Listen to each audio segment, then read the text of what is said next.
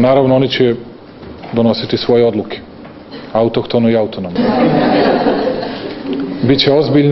Biće ozbiljna i sveobuhvatna.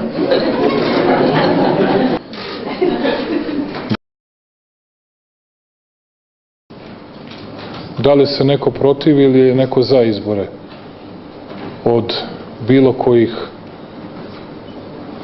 zemalja u svetu, moj odgovor na to je ne zanima me šta oni misle o tome, a ni Amerikanci, ni Rusi, ni Nemci, ni bilo ko drugi nikada se neće pitati u ovoj zemlji.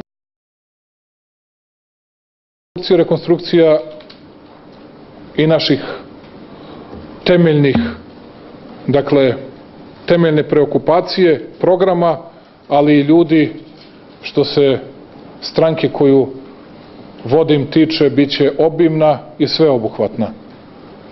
Ili takva mora da bude, ili bolje da je ne pravimo. U tom smislu, takvu vrstu odgovornosti zahtevaću i od naših koalicionih partnera. Naravno, oni će donositi svoje odluke, autohtono i autonomno. Biće ozbiljna i sveobuhvatna.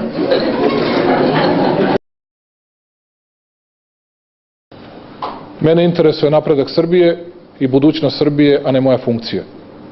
Da me interesuje funkcija u roku od 48 sati ili bi to bilo ili bi bili izbori, pa bi bila na ovaj ili onaj način dobijena takva funkcija. Mene to ne zanima. Ono što mene zanima, to je šta je to što možemo da uradimo, šta je to što možemo da napravimo za Srbiju. Evo kad ste mene uspeli da izmamite osmeh, biće ozbiljna i sveobuhvatna temeljna rekonstrukcija. Šta bi se dogodilo da neki drugi imaju 42, 43%, a da SNS ima 5, 6 ili 10, 12 ili 15, koliko god hoćete.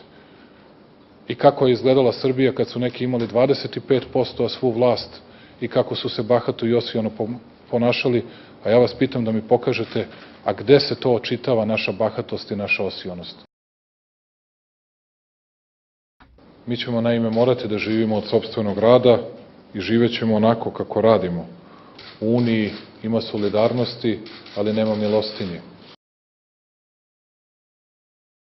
Kažete, mi hoćemo hrast, 600 godina star, nećemo autoput. E pa hoću autoput.